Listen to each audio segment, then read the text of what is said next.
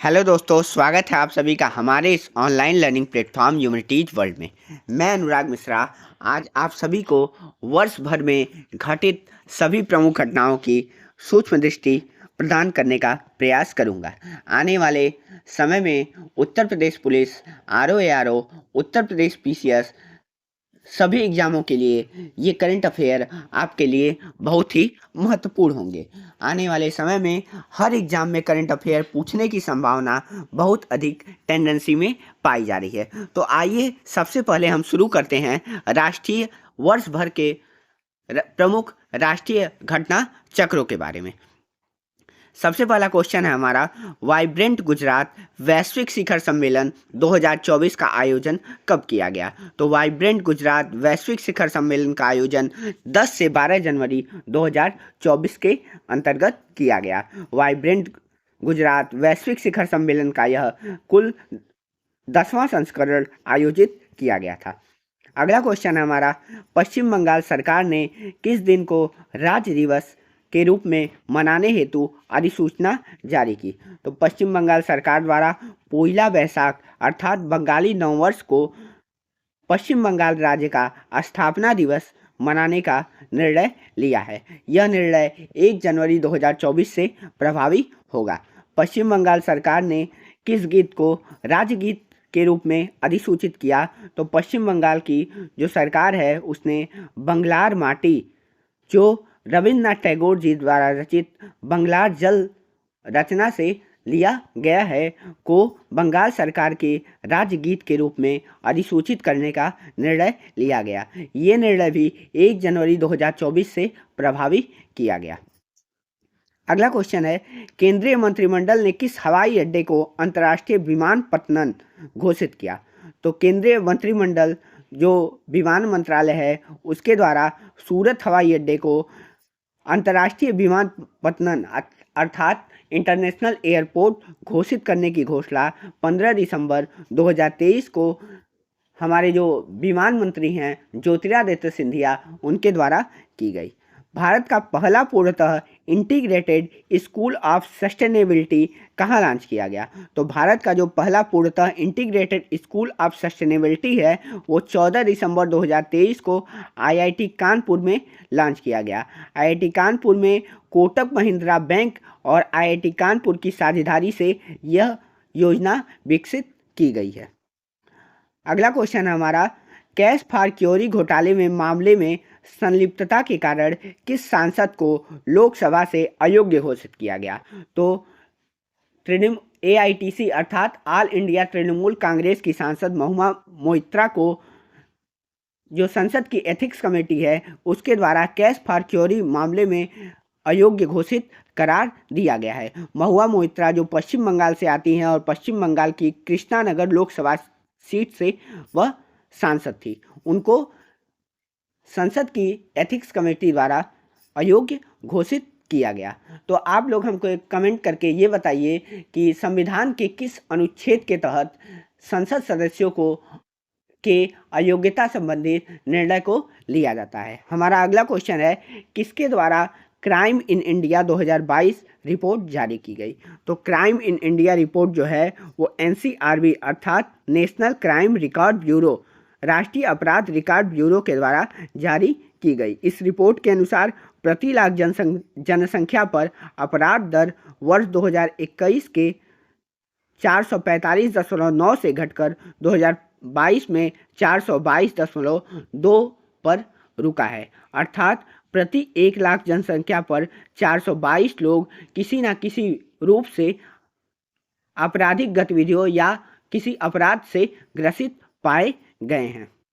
अगला क्वेश्चन है, प्रति लाख जनसंख्या पर सबसे कम अपराध किस महानगर में दर्ज किए गए? तो पश्चिम बंगाल के कलकत्ता में प्रति लाख जनसंख्या पर सबसे कम अपराध दर्ज किए गए हैं।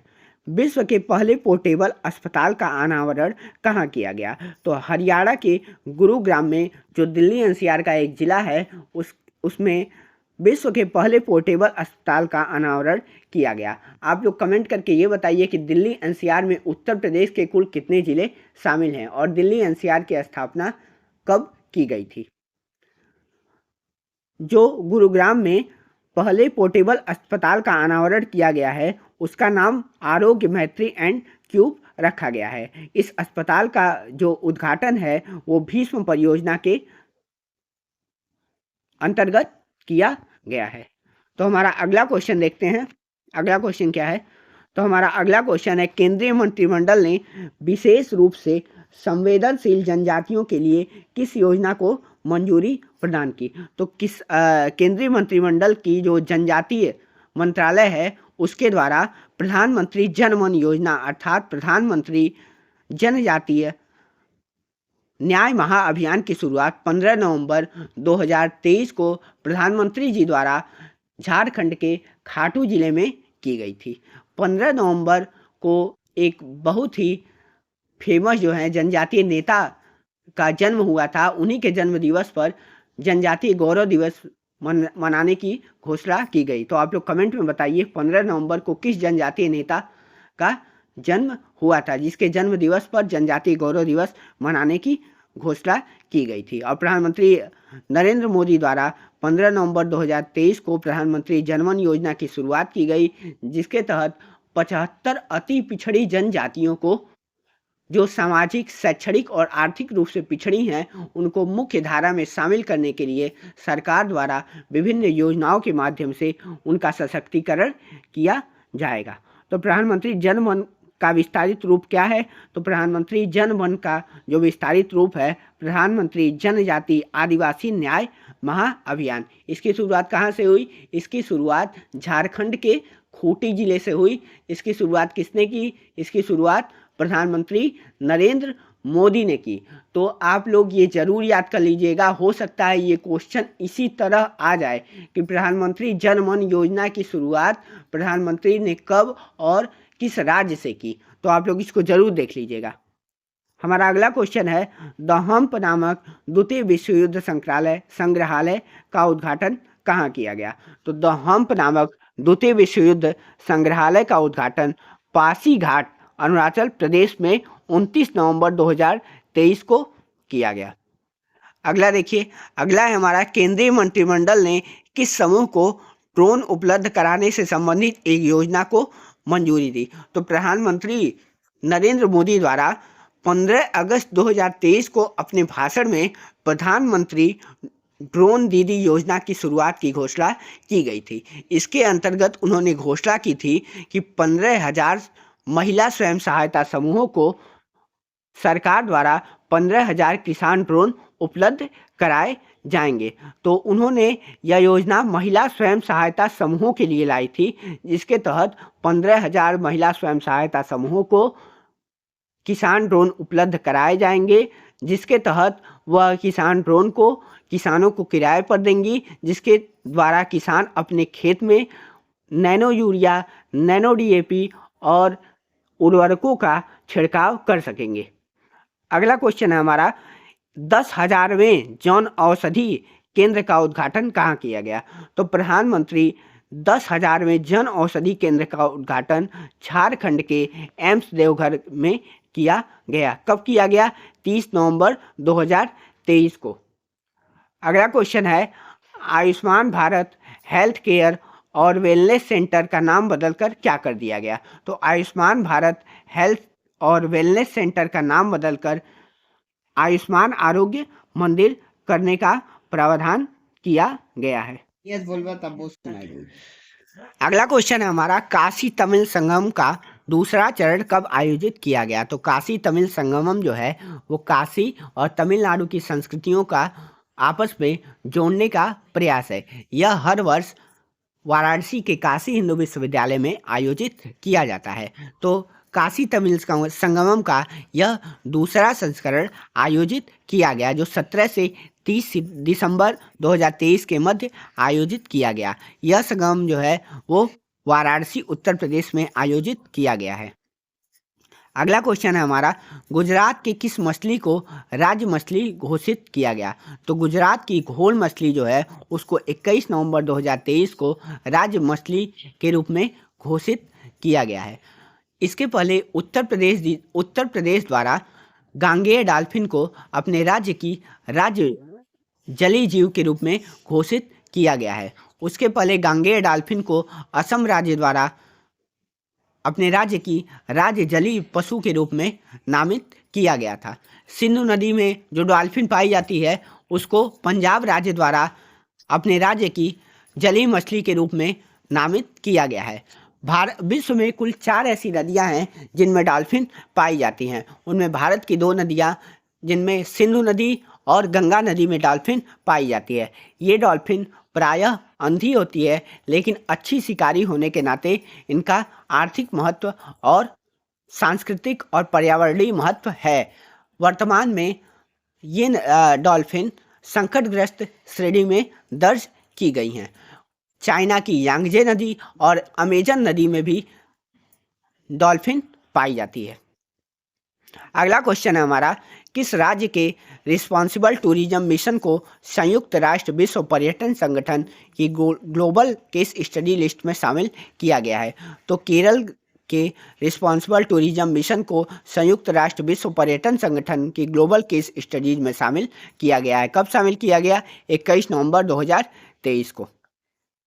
तो आइए अगला क्वेश्चन देखते हैं। हमारा अगला क्वेश्चन है, विश्व के पहले 3D प्रिंटेड मंदिर का अनावरण कहाँ किया गया? तो विश्व के पहले 3D प्रिंटेड मंदिर का अनावरण जो है वो तेलंगाना के सिद्धपेट में 22 नवंबर 2023 को किया गया। अगला क्वेश्चन है, साथी पोर्टल किसके द्वारा लॉन्च किया गया? तो साथी पोर्टल जो है वो केंद्रीय शिक्षा मंत्रालय और IIT कानपुर के संयुक्त प्रयास से लॉन्च किया गया। यह पोर्टल जो है वो एंट्रेंस एग्जाम में बैठने वाले छात्रों के लिए सहायक सिद्ध होगा। इस साथी पोर्टल का जो पूरा नाम है वो है self assessment test for help in entrance examination. अगला क्वेश्चन है हमारा, अग्नि पहल किस मंत्रालय द्वारा लॉन्च की गई? तो अग्नि पहल जो है वो केंद्रीय आयुष मंत्रालय द्वारा लॉन्च की गई। इसके तहत आयुर्वेद के जो विद्वान हैं उनके द्वारा आयुर्वेद के क्षेत्र में किए गए नवाचार को एक मंच प्रदान किया जाएगा। अग्नि का जो पूरा नाम है आयुर्वेद ज्ञान नैपुण्य पहल। किस शहर से विकसित भारत संकल्प यात्रा का शुभारंभ किया गया? तो विकसित भारत संकल्प यात्रा का शुभारंभ प्रधानमंत्री नरेंद्र मोदी द्वारा खूंटी झारखंड से प्रारंभ किया गया।